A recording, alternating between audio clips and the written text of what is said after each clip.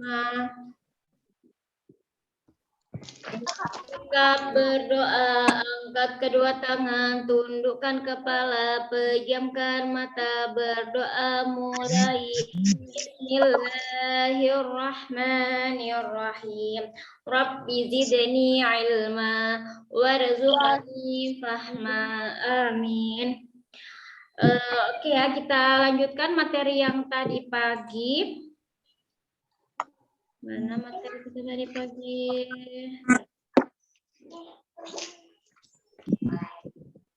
Dulu tema.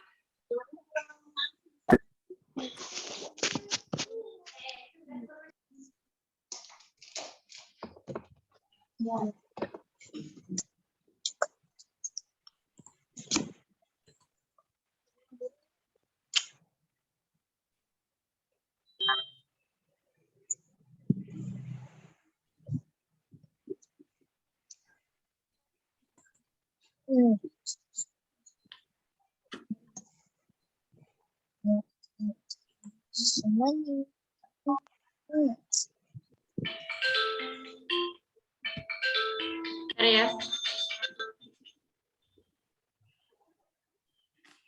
Salam ya. Ya. Rumah. Aku lagi nge-zoom.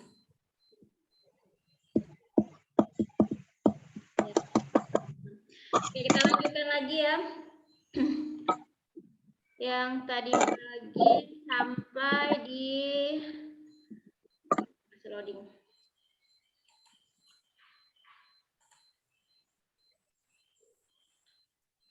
Masih loading. Oke, tentang perbedaan pertumbuhan, tentang perbedaan perkembangan sudah bisa mengetahuinya ya, jangan sampai ketukar perbedaan antara perkembangan dan perbedaan antara pertumbuhan. Selanjutnya kita masuk pada materi yang ada di halaman 6. Halaman 7. Nah, di halaman 7 ini kita akan belajar tentang kata kunci pada sebuah teks non-fiksi. Jadi, teks non-fiksi masih ingat apa itu teks non-fiksi kemarin? Merupakan teks yang dituliskan berdasarkan data atau kenyataan yang ada. Iya, jadi kalau non-fiksi itu berdasarkan kenyataan atau berdasarkan fakta. Kalau ada teks fiksi itu berarti hanya sebuah cerita atau khayalan dari penulisnya saja. Tetapi kalau non-fiksi itu berarti cerita atau yang di dalam teksnya itu adalah sebuah fakta atau sebuah kenyataan. Nah, jadi teks non-fiksi merupakan teks yang ditulis berdasarkan data atau kenyataan yang ada. Itu boleh dikasih garis bawah atau dikasih tanda untuk misalnya nanti kalau buat belajar ya. Contoh teks non-fiksi diantaranya itu ada yang namanya artikel, ada yang namanya jurnal.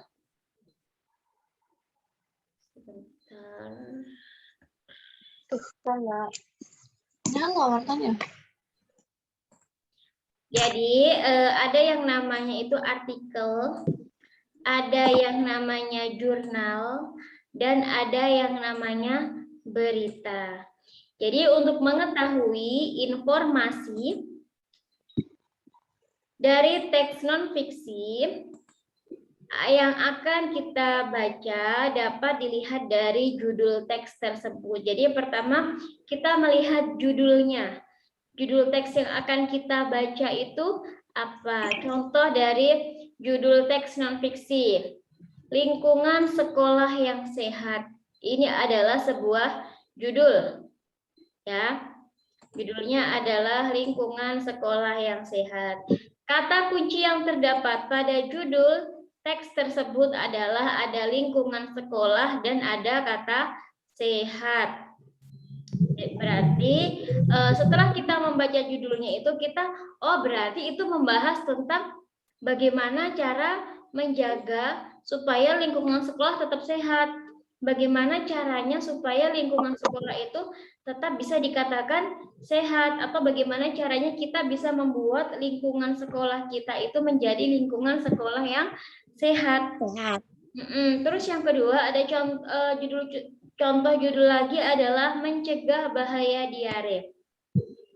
Kata kunci di sini adalah mencegah dan diare. Berarti di sini teksnya itu membahas tentang bagaimana cara kita untuk mencegah diare supaya kita terhindar dari diare seperti itu. Terus yang ketiga adalah penghijauan di Kampung Mekarwangi. Kata kunci pada judul teks tersebut adalah penghijauan dan Kampung Mekarwangi. Nah, setelah menentukan kata kunci dari judul teks, kamu dapat mencari maknanya sehingga dapat memperkirakan isi teks yang akan disajikan. Jadi kalau misalnya kalian membaca sebuah judulnya, itu kalian sudah memiliki gambaran. Oh, teks ini itu akan membahas tentang apa? Oh, teks ini misalnya judulnya cara mencegah diare. Mungkin nggak isi teksnya itu adalah tips dan trik supaya kita bisa sehat, bisa pintar. Kira-kira nyambung nggak? Enggak.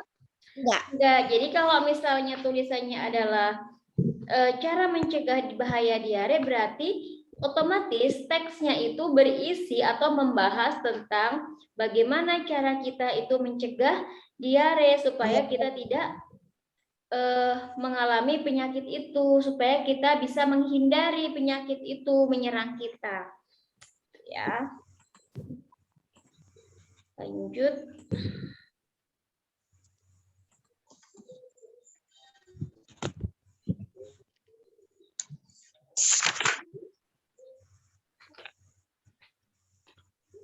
Oke. Sekarang bersama-sama di halaman 7 ini. Silakan mencari kata kuncinya terlebih dahulu, setelah itu akan kita bahas.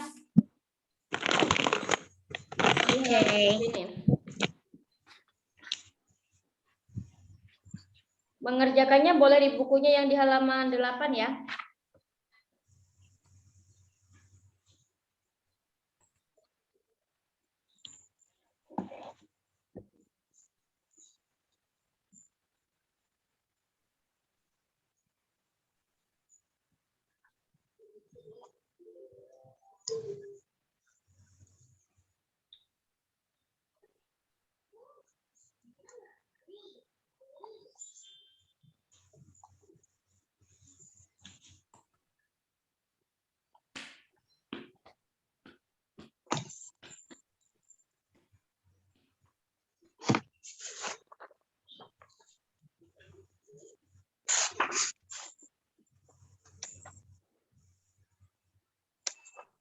Zat, dibaca bukunya Zat.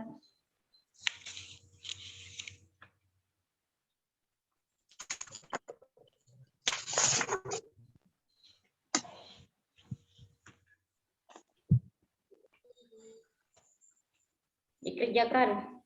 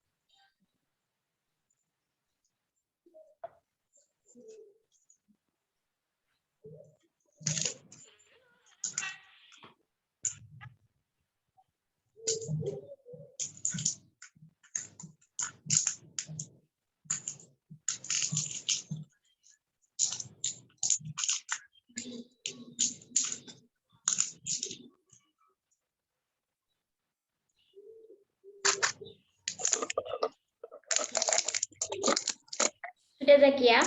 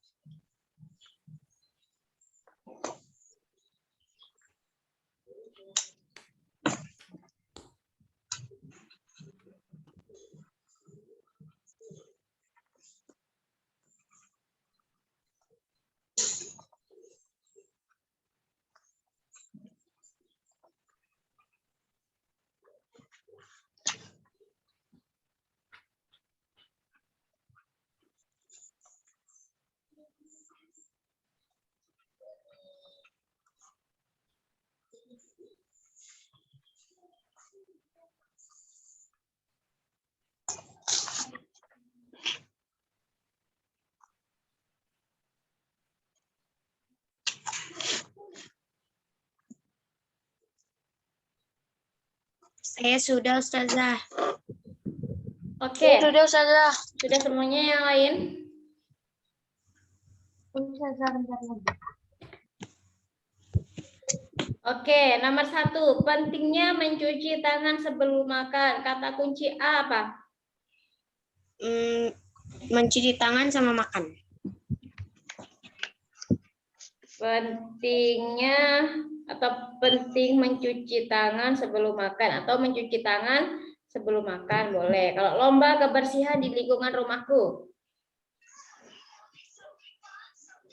Lomba kebersihan lingkungan rumah. Ya, lomba kebersihan lingkungan rumah. Peringatan proklamasi kemerdekaan di sekolahku. Peringatan proklamasi kemerdekaan sama sekolah. Mencegah demam berdarah. Mencegah sama demam berdarah. Mencegah dan demam berdarah. Terus manfaat banyak minum air. Manfaat sama air.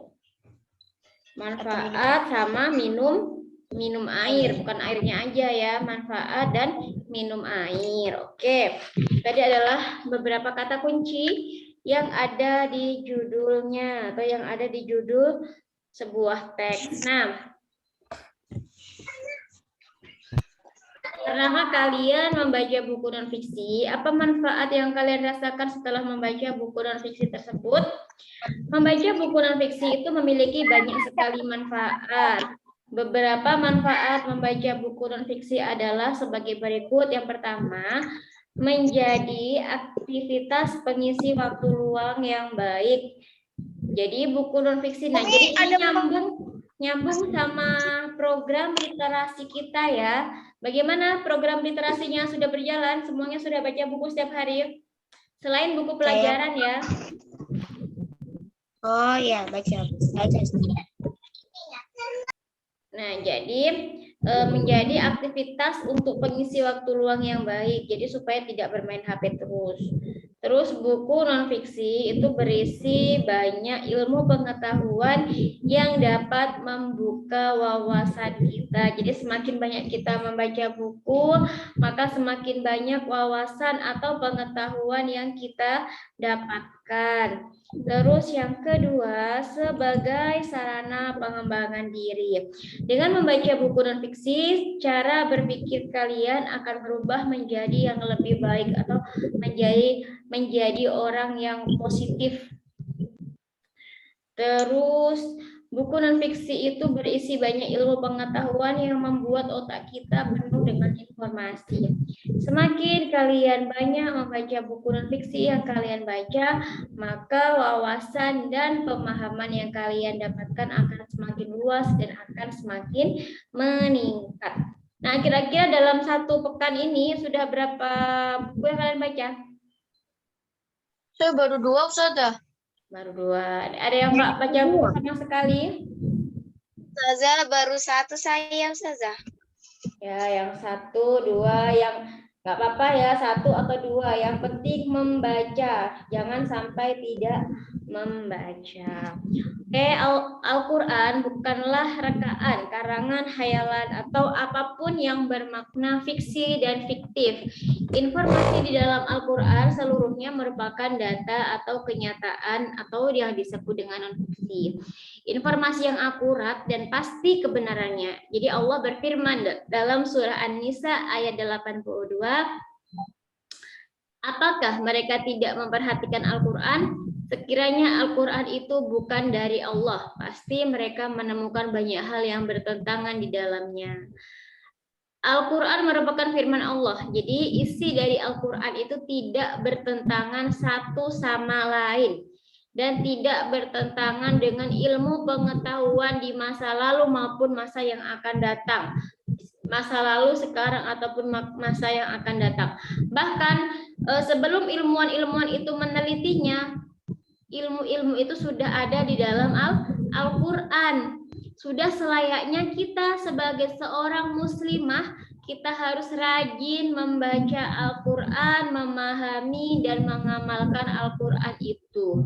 Dengan giat membaca Al-Quran, kita akan mendapatkan hidayah, kita akan mendapatkan pahala dan pengetahuan yang bermanfaat. Mari bersama-sama kita membaca Al-Quran setiap hari. Jadi selain untuk memurojaah hafalan, kita juga bertilawah agar mendapat bimbingan hidup dari Allah Subhanahu wa Ta'ala. Oke, tentang sebuah teks non-fiksi ada pertanyaan? Tidak, Ustazah. Tidak, alhamdulillah. Tidaknya ini tidak ada, betul-betul memang tidak ada pertanyaan atau tidak tahu mau tanya apa? Tidak tahu mau tanya apa. Jadi belum paham sama sekali. Paham aja, Ustazah. Oke, kalau gitu kita lanjut pada halaman 10.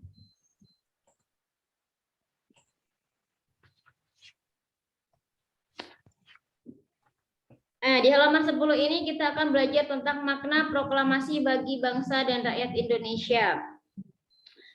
Pada tanggal 17 Agustus tahun 1945, teks proklamasi dibacakan oleh Soekarno dan Muhammad Hatta. Pembacaan proklamasi kemerdekaan dibacakan di Jalan Pegangsaan Timur nomor 56 Jakarta. Setelah membaca teks proklamasi, diadakan pengibaran bendera merah putih diiringi lagu Indonesia Raya. Seluruh rakyat yang mengetahui diproklamasikannya kemerdekaan Indonesia sangat bersukacita. Pekik merdeka terdengar di mana-mana. Jadi teriak merdeka, merdeka. Semua pers nasional memberitakan hal tersebut. Suasana yang sangat berbeda dibandingkan keseharian rakyat sebelumnya. Proklamasi kemerdekaan merupakan peristiwa penting yang penuh makna bagi bangsa Indonesia. Proklamasi bermakna bahwa Indonesia telah menjadi negara yang merdeka dari penjajahan. Selain itu, ada beberapa makna proklamasi kemerdekaan bagi bangsa Indonesia. Di bawah ini adalah beberapa makna proklamasi kemerdekaan. Yang di buku ini ada yang dibahas ada 5 makna proklamasi kemerdekaan bagi bangsa Indonesia. Yang pertama adalah puncak perjuangan bangsa Indonesia. Seperti yang kita ketahui bahwa Indonesia itu sudah dijajah oleh Belanda dan oleh Jepang. Inggris pernah juga sebentar, Spanyol, Portugis pernah sebentar, tetapi yang paling lama itu adalah Belanda selama 3,5 abad atau selama 350 tahun. Jadi proklamasi kemerdekaan itu menjadi puncak dari semua perjuangan yang telah disebutkan di atas. Nah, kalau yang kalian pernah nggak bertanya-tanya kayak mana ya kira-kira Indonesia pada masa penjajahan itu? Bagaimana situasinya, bagaimana kondisinya? Kalian pernah nggak bertanya-tanya seperti itu? Pernah, Ustaz. Nah, Ustazah itu ada di Instagram, apa ya nama akunnya tuh? Pokoknya bagus itu di situ meng-share foto-foto pada saat Indonesia itu dijajah. Coba Apa nama IG-nya, Ustaz? Bentar, apa ya nama IG-nya? Nanti lah Ustazah cari ya. Jadi di situ bagus, dia itu kayak foto-foto rumah zaman dulu, jalan-jalan zaman dulu, terus sawah-sawah, pokoknya potret kehidupan di masa penjajahan. Bahkan ada yang kayak semacam anak-anak seusia kalian itu sudah harus bekerja, berjualan, itu ada di situ foto-fotonya, terus dikerubuti dengan orang-orang Belanda di sekitarnya, itu ada foto-fotonya di situ. Coba nanti yang punya IG bisa dilihat ya, nanti sudah share nama ID-nya, sudah cari dulu. Lupa saja nama ID-nya, Bang. Oke, Ustazah. Jadi proklamasi itu dianggap kemenangan atas penjajahan, bukan hanya kemenangan untuk tokoh-tokoh pendiri bangsa saja, tetapi kemenangan untuk seluruh rakyat Indonesia. Sebuah puncak perjuangan, tetapi bukan berarti perjuangan itu berakhir ya. Jadi maksudnya di sini adalah puncak perjuangan akhirnya kita itu goalsnya apa? Goalsnya itu untuk memerdekakan Indonesia. Tetapi perjuangan kita itu selanjutnya, tantangan kita itu selanjutnya masih ada, yaitu apa? Mempertahankan kemerdekaan Indonesia. Jadi setelah kita mencapai kemerdekaan, kita harus masih berjuang lagi untuk mempertahankan kemerdekaan. Bahkan mempertahankan kemerdekaan itu sampai detik ini pun masih kita perjuangkan. Supaya apa? Supaya kita tidak mengalami hal-hal atau nasib yang sama di masa lalu. Jadi perjuangan mempertahankan dan mengisi kemerdekaan itu jauh lebih berat daripada sebelumnya. Dan apalagi saat ini penjajahan itu tidak terang-terangan. Oh, dulu kan ketemu senjata kayak gitu kan, bambu runcing dengan meriam misalnya. Tetapi kalau sekarang negara-negara asing itu menjajah negara Indonesia dengan cara yang sangat halus. Dengan cara apa? Media sosial. Kalian dimanjakan dengan media sosial, kalian dimanjakan dengan semua fasilitas yang ada dimudahkan. Akhirnya kalian terlena, kalian lupa belajar. Nah, itu juga salah satu bentuk penjajahan. Jadi kita boleh memanfaatkan media sosial, atau kita boleh memanfaatkan semua kemudahan-kemudahan itu untuk menunjang kita untuk tetap belajar, supaya kita tetap bisa mengisi dan mempertahankan kemerdekaan. Yang kedua adalah berlakunya konstitusi dan hukum yang ada di Indonesia. Jadi makna proklamasi dari aspek hukum berarti berlakunya konstitusi dan hukum Indonesia, meskipun beberapa hukum adalah hukum buatan Belanda. Jadi kita harus berkonstitusi, berlakunya adanya undang-undang itu, adanya kita harus membuat hukum untuk Indonesia. Tetapi karena Indonesia pada zaman itu masih baru merdeka, jadi sebagian hukumnya itu masih diadopsi dari hukum yang dibawa oleh Belanda. Namun pelaksanaannya sudah disesuaikan dengan rakyat Indonesia. Tidak ada diskriminasi di dalamnya. Semua warga negara mempunyai persamaan dan kedudukan di dalam hukum. Jadi tidak ada yang istilah kalau zaman Belanda itu lebih mengutamakan yang kaya dan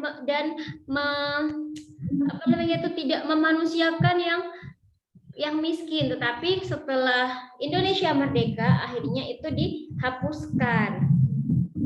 Terus tanpa memandang jenis kelamin, tanpa memandang ras, tanpa memandang suku, tanpa memandang agama, dan tanpa memandang warna kulit, berbagai perbedaan lain. Jadi proses peradilan itu berlaku bagi siapa saja yang melakukan kejahatan, baik kejahatan pidana maupun kejahatan perdata. Jadi dilakukan adil, dilakukan sama. Misalnya yang kaya itu melakukan kesalahan juga sama dihukumnya dengan si miskin yang melakukan kesalahan. Tetapi untuk saat ini agak sedikit miris ya, di Indonesia itu saat ini belum 100% menjalankan hukum Indonesia dengan adil. Masih banyak yang hukum di Indonesia itu yang tumpul ke bawah. Jadi kayak macam kita itu yang banyak uangnya bisa seenaknya menyogok seperti itu. Jadi semoga nanti kalian menjadi generasi yang menjadi penegak hukum yang adil. Mungkin nanti ada yang menjadi seorang jaksa atau menjadi seorang Yang bekerja di pengadilan, bekerjalah dengan cara yang adil. Ingat, hukum di dunia itu hanya sementara, akan ada pertanggungjawaban yang lebih besar lagi nanti di akhirat. Kalian akan mempertanggungjawabkan apapun keputusan ataupun peradilan yang kalian lakukan di dunia ini, akan kalian pertanggungjawabkan di mata Allah. Jadi kalau misalnya nanti sudah besar kalian ada yang menjadi orang penting atau ada yang menjadi seorang pejabat atau ada yang menjadi orang yang berpengaruh di negeri ini, jadilah orang yang adil, jadilah orang yang jujur, jadilah orang yang bisa mengayomi masyarakat supaya nanti kalian menjadi pada saat di akhirat itu bisa mempertanggungjawabkan dengan baik. Oke, selanjutnya yang ketiga adalah kesempatan untuk maju. Nah, jadi proklamasi kemerdekaan itu bermakna kesempatan kepada seluruh rakyat Indonesia untuk maju di segala bidang, baik di bidang ideologi, di bidang politik, di bidang ekonomi, di bidang sosial maupun di bidang budaya. Jika sebelumnya seluruh rakyat itu dibedakan atau ditindas atau dibatasi dalam berbagai hal untuk kemajuan umum, maka saatnya bangsa Indonesia untuk menentukan nasibnya sendiri. Kalau dulu pada saat kita masih dijajah oleh bangsa asing, yang menentukan nasib kita itu adalah orang-orang yang menjajah kita. Setelah kita merdeka, maka nasib bangsa Indonesia itu ada di tangan kita sendiri. Mau kalian bawa kemana negara ini, itu ada di tangan kita sendiri. Mau dibawa kepada yang lebih bagus atau mau dibawa ke yang lebih buruk, itu sekarang nasibnya ada di tangan kita sendiri. Jadi kemajuan bangsa kini tergantung kepada anak bangsa. Siapa anak bangsa? Ya kita. Kalian, ustazah, orang tua kalian itu adalah anak bangsa. Jadi kesempatan itu terbuka sangat luas. Jadi bagaimana cara kita untuk bisa memajukan negara kita atau memberikan kontribusi kepada negara kita. Contohnya dalam pendidikan. Pada masa penjajahan itu hanya orang kulit putih yang mempunyai kesempatan menganyam pendidikan setinggi mungkin. Jadi pada zaman penjajahan itu hanya kulit putih. Kulit putih di sini maksudnya siapa? Kulit putih di sini adalah anak keturunan dari Belanda itu sendiri. Terus setelah itu ada apa? Setelah kulit putih ada kebijakan lagi yang bisa sekolah itu hanya anak petinggi-petinggi seperti kayak bupati atau anaknya orang-orang kerajaan yang bisa sekolah atau orang-orang kaum piai atau orang-orang yang kaya, dan tidak yang orang-orang biasa, pribumi yang biasa itu tidak bisa dan tidak boleh sekolah. Jadi makanya anak-anak di usia kalian pada saat penjajahan itu kurus betul, kurus, perutnya tuh besar, rambutnya tuh keriting-keriting karena kurang gizi. Mereka harus bekerja. Terus setelah itu adanya emansipasi wanita seperti pada masa Raden Ajeng Kartini. Jadi Raden Ajeng Kartini itu memperjuangkan hak-hak rakyat, memperjuangkan hak-hak perempuan untuk bisa mengenyam pendidikan dan bisa bersekolah. Lalu Raden Ajeng Kartini wafat, dilanjutkan oleh Dewi Sartika, dan alhamdulillah sampai saat ini kesetaraan pendidikan di Indonesia itu sama, baik laki-laki perempuan, yang kaya maupun yang miskin sama. Jadi rakyat Indonesia yang dapat tempat pendidikan hanya bangsawan dan saudagar yang memiliki harta kekayaan. Itu pun pendidikannya di kelas yang berbeda dengan penjajah. Jadi ada pengkelasan, ada kayak diskriminasi sosialnya. Jadi misalnya yang orang-orang kulit putih itu dinomorsatukan. Sedangkan kita yang pribumi itu, ya Allah kasihan, kita tuh dipinggirkan, padahal itu adalah negara kita sendiri. Kita itu hidup di negara kita sendiri, tetapi kita diperlakukan seperti budak oleh para penjajah. Jadi jangan sampai kejadian itu terulang kembali. Dan pendidikan yang diberikan pun bukan pendidikan yang tinggi, tetapi pendidikan yang hanya dasar-dasarnya saja. Bahkan zaman dahulu itu banyak sekali orang-orang yang buta huruf, nggak bisa baca tulis karena ya nggak sekolah mereka. Jadi setelah adanya kemerdekaan itu adanya kesempatan untuk maju. Jadi dibuka seluas-luasnya kesempatan untuk kita maju dan bisa belajar. Jadi oleh karena itu saat itu tidak banyak orang Indonesia yang mampu membaca dan berilmu. Nah, setelah proklamasi, semua warga negara mempunyai hak yang sama untuk maju dalam bidang pendidikan. Asal mau berusaha, seseorang yang tidak mampu namun pandai mempunyai kesempatan melalui beasiswa pendidikan. Jadi saat ini sudah banyak ya beasiswa pendidikan. Jadi banyak yang orang-orang mungkin yang kurang mampu tetapi ingin tetap melanjutkan cita-citanya untuk sekolah, itu sekarang sudah ada beasiswa, namanya adalah beasiswa bidik misi kalau untuk masuk ke perguruan tinggi. Jadi mereka itu tidak dikenakan biaya tetapi tetap bisa kuliah. Jadi bahkan sampai ke luar negeri. Jadi beasiswa itu sampai ke luar negeri. Jadi ingat yang kayak B.J. Habibie itu kan juga dulu dapat beasiswa sampai ke luar negeri ya. Jadi kesempatan ini tidak boleh disia-siakan. Jadi kalau kalian nanti berprestasi terus, ada kemungkinan nanti mendapatkan beasiswa masuk ke SMP, mendapatkan beasiswa masuk ke SMA. Kenapa Zakia? Kok Zakia sama Safa kenapa senyum-senyum terus?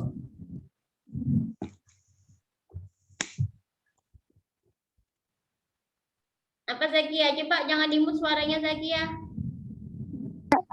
Saya nulis tugas saya. Nulis apa? Nulis apa? Tulis tugas. Tulis tugas apa? Ini kan belum waktunya ngelis tugas. Ini kan waktunya masih belajar. Kenapa dilis tugasnya? Enggak apa-apa. Mana bukumu Zakia? Hah? Ini saya. Mana bukumu?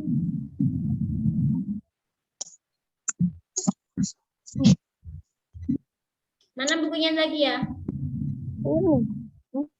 Yang buku paketnya? Oh kan belum ada saya.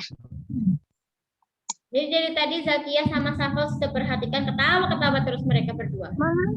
Ustazah curiga kalian main chat Ustazah curiga kalian main chat nih. Mana ada, saya cuma nulis. Tadi yang Ustazah jelaskan tentang apa coba? Safa, Ustazah tadi menjelaskan tentang apa Safa? Tentang pendidikan lah. Tentang penjajahan kan? Tentang apa Zakia? Tentang penjajahan. Penjajahan kenapa? Penjajahan tentang apa? Politik apa sih? Saya Belanda. Iya, Belanda Ya, itu. ngapain? Kenapa? Yang Ustazah sudah panjang lebar sampai berbuih Ustazah menjelaskan, baru main sendiri. Belum waktunya ngelis tugas. Ngelis tugas ada waktunya sendiri. Sekarang waktunya masih belajar.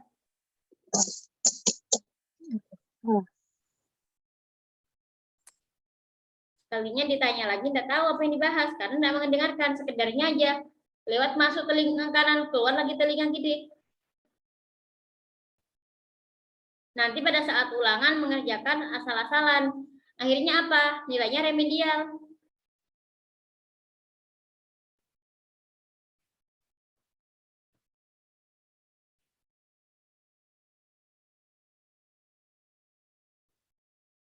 Oke, susah lanjut lagi. Yang keempat adalah pedoman untuk menjalin hubungan internasional. Jadi hubungan internasional itu dapat terjadi atas dasar persamaan kedudukan dan martabat antar negara. Tidak ada bangsa yang lebih rendah dibandingkan bangsa lain. Jadi sama. Semua bangsa-bangsa atau semua negara itu sama. Dengan pernyataan proklamasi, hubungan internasional Indonesia dengan negara-negara lain dan organisasi internasional itu dapat terjalin. Karena setelah proklamasi, sebuah negara akan mendapatkan pengakuan, ada pengakuan yang namanya pengakuan de facto dan pengakuan de jure. Jadi pengakuannya itu pengakuan dari negara-negara lain bahwa bangsa Indonesia itu sudah merdeka, itu adalah pengakuan de facto. Ya, jadi kalau kita tidak ada pengakuan de facto dan tidak ada pengakuan de jure, maka kemerdekaan di sebuah negara itu tidak sah. Nah, Setelah proklamasi, sebuah negara akan mendapatkan pengakuan dari negara lain dan selanjutnya dapat bekerja sama di dalam bidang yang sudah disepakati. Hubungan internasional Indonesia kemudian dibangun dengan prinsip politik bebas aktif. Politik yang tidak memihak kepada salah satu pihak di dunia yang saat itu sedang perang dingin. Jadi maksudnya apa? Maksud dari politik bebas aktif. Jadi dulu kan ada kayak negara-negara yang berkuasa itu mereka sedang mengadakan perang dingin. Jadi Indonesia itu tidak memihak salah satu negaranya. Jadi Indonesia itu bersikap netral, ya, tidak memihak negara A ataupun tidak memihak negara B. Jadi tidak memihak negara Amerika dan tidak juga memihak kepada sekutu, ya kan? Nah,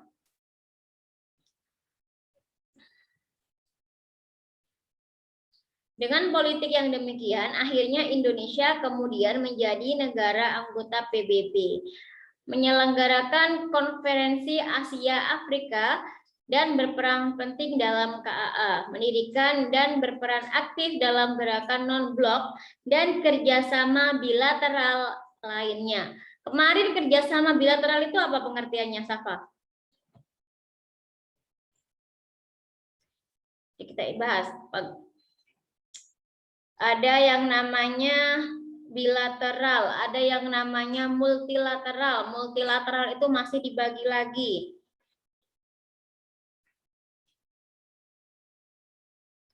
Kalau bilateral itu berarti hubungan negara yang bagaimana? Kalau kan ada hubungan antar negara, ada hubungan bilateral, ada hubungan multilateral. Kalau multilateral itu ada yang multilateral regional, ada multilateral yang semuanya. Masih ingat? Ada yang ingat hubungan bilateral sebuah negara itu yang bagaimana? Kalau bilateral hubungan yang melibatkan dua pihak saja. Ya, hubungan yang hanya ada dua negara, misalnya Indonesia dengan Malaysia, Indonesia dengan Singapura. Kalau multilateral kalau yang regional itu misalnya Indonesia berhubungan dengan wilayah kawasan ASEAN. Kalau yang multilateral yang semuanya adalah Indonesia memiliki hubungan kerja dengan Semua negara di seluruh dunia. dunia. Jangan sampai dilupakan itu bilateral, multilateral. Oke. Selanjutnya yang terakhir adalah kedaulatan negara Indonesia. Jadi makna proklamasi yang terakhir yang diuraikan di sini adalah kedaulatan negara Indonesia. Negara yang berdaulat itu yang bagaimana? Negara yang berdaulat adalah negara yang mempunyai pemerintahannya sendiri, tidak terikat dengan negara manapun. Jadi berdiri sendiri, mempunyai hukumnya sendiri, dan menentukan nasibnya sendiri. Jadi semuanya itu sendiri. Kedaulatan ini penting karena banyak negara di dunia yang diberi kemerdekaan tetapi masih dalam ikatan negara penjajah. Seperti negara-negara persemakmuran Inggris, kedaulatan negara itu diperoleh Indonesia dengan perjuangan. Jadi kayak negara-negara persemakmuran Inggris itu, meskipun negara itu merdeka, tapi Inggris itu, kerajaan Inggris itu masih campur tangan di situ. Masih ada campur tangan dari kerajaan Inggris untuk mengatur negaranya. Jadi hanya dijadikan, oke, kamu saya kasih merdeka, tapi untuk pemerintahan kamu masih ikut dengan saya. Nah, itu namanya adalah negara persemakmuran. Jadi untuk hukum-hukumnya itu masih diatur oleh kerajaan Inggris. Jadi sampai sekarang pun Inggris itu sistem pemerintahannya masih kerajaannya, jadi monarki. Jadi nanti ratu meninggal, anaknya menjadi raja, anaknya meninggal itu nanti adiknya lagi. Jadi namanya monarki. Jadi dari garis keturunan. Oke, tentang makna proklamasi bagi bangsa Indonesia ada yang ditanyakan? Ustazah. Coba untuk mengingat peristiwa menjelang proklamasi itu apa aja kemarin? Ada apa aja?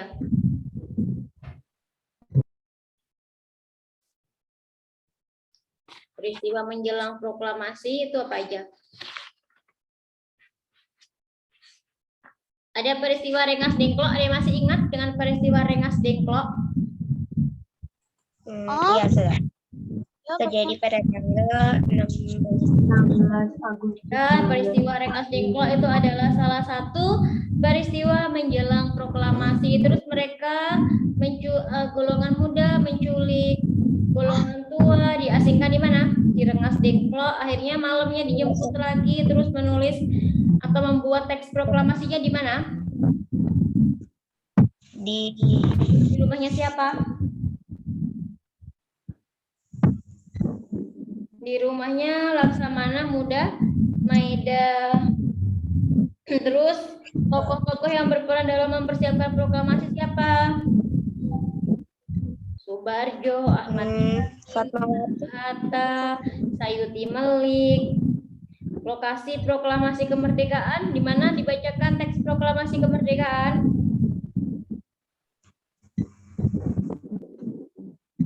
Di mana? Pegangsaan Timur. Nomor berapa saya kira? Jalan Pegangsaan Timur nomor berapa? Nomor 56 Jakarta. Iya, itu di rumahnya siapa?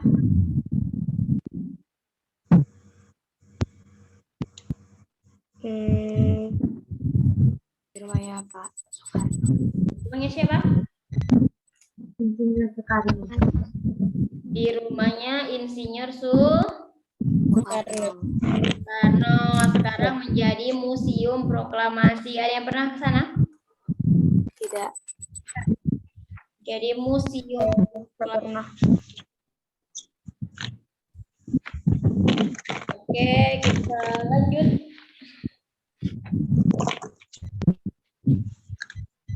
Kewajiban mengisi kemerdekaan di lingkungan rumah.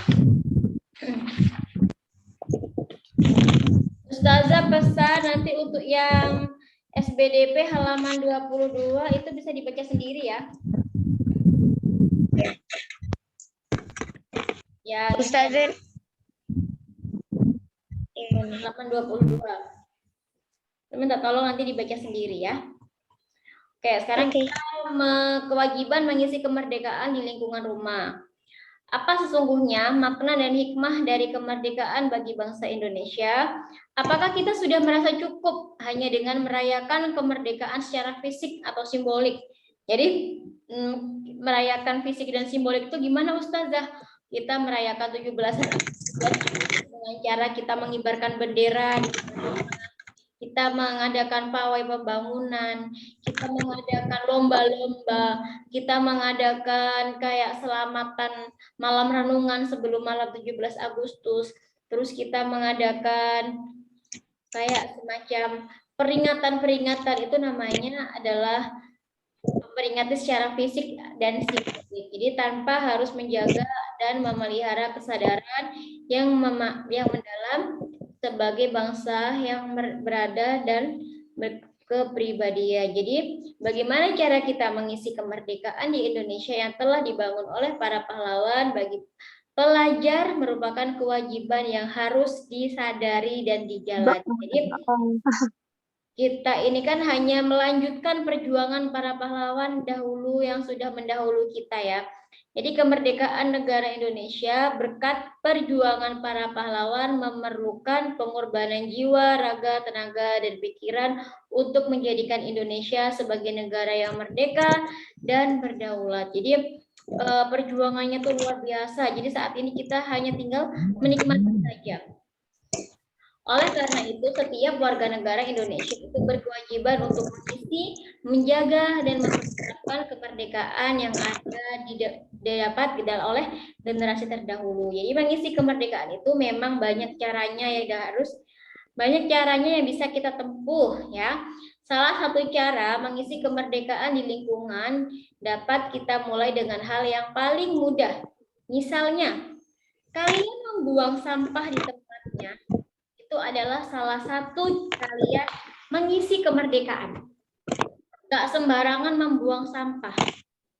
Itu salah satu cara mengisi kemerdekaan. Jadi kalian mencintai lingkungan itu pun sudah salah satu kalian mengisi kemerdekaan. Kita sudah menjaga kelestarian lingkungan sekitar. Terus kita merawat dan tidak menggunduli hutan, itu juga sudah mengisi kemerdekaan. Terus mari cermati lingkungan sekitar kita, apakah sudah bersih dan sehat. Nah, menjaga kebersihan rumah sekitarnya itu dibersihkan. Kalau ada rumput-rumputnya dibersihkan, itu juga salah satu menjaga. Selain menjaga kebersihan, kita juga mengisi kemerdekaan. Jadi lingkungan hidup yang sehat tentunya akan mendorong terwujudnya masyarakat yang kuat. Banyak hal yang dapat dilakukan untuk menjaga lingkungan.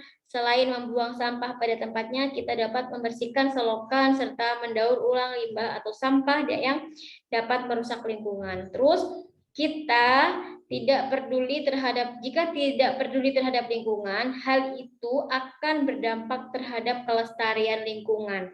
Misalnya lingkungan menjadi tercemar, terhambatnya aliran air karena sampah yang menyumbat. Sebagai warga negara yang baik, kita harus peduli dengan lingkungan. Banyak kegiatan yang dapat kita lakukan selain membersihkan lingkungan. Beberapa kegiatan itu adalah melakukan reboisasi. Ada yang pernah ikut reboisasi di sini? Enggak. Saya nggak pernah. Jadi reboisasi itu biasanya kalau yang dulu Ustazah pernah ikutin, itu kita membawa bibit pohon. Pohonnya itu masih kecil-kecil ya, masih yang ukuran segini kecil. Terus kita bawa ke gunung, kita mendaki gunung, kita hiking dulu. Setelah itu kita menanam pohon di situ, kita siram. Terus dijaga, dibersihkan sekitarnya, kita sumber airnya dijaga. Nah, itu adalah salah satu reboisasi ya. Jadi menjaga lingkungan. Jadi menjaga keamanan lingkungan. Nah, menjaga keamanan lingkungan itu juga merupakan salah satu cara kita untuk mengisi kemerdekaan. Terus mematuhi peraturan yang ada di lingkungan. Sebagai penerus bangsa, sudah sepatutnya kita mengisi kemerdekaan dengan membangun dan meningkatkan kualitas diri. Kita harus mencintai negeri ini dengan mengisi kemerdekaan Indonesia dengan hal-hal yang positif. Dengan demikian berarti kita menghargai seluruh perjuangan dan pengorbanan para pahlawan dalam merebut kemerdekaan. Oke, ada pertanyaan? Tidak, Ustazah. Yang halaman 22 silakan dibaca sendiri ya. Kalau tidak ada tugas hari ini free. Tulis. Tidak.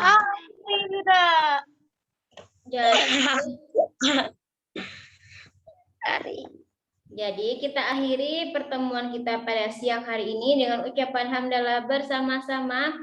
Alhamdulillah. Wa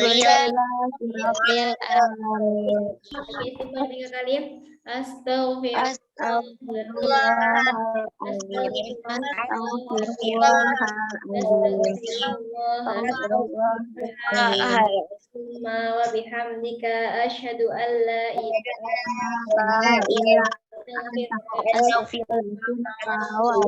Terima kasih sudah bergabung pada siang hari ini. Semoga kita mendapatkan ilmu yang barokah, manfaat di dunia dan di akhirat. Sampai beristirahat ya. Sampai jangan lupa untuk wafanya nanti siang. Oke, itu saja dari saya. Assalamualaikum warahmatullahi wabarakatuh. Waalaikumsalam warahmatullahi wabarakatuh.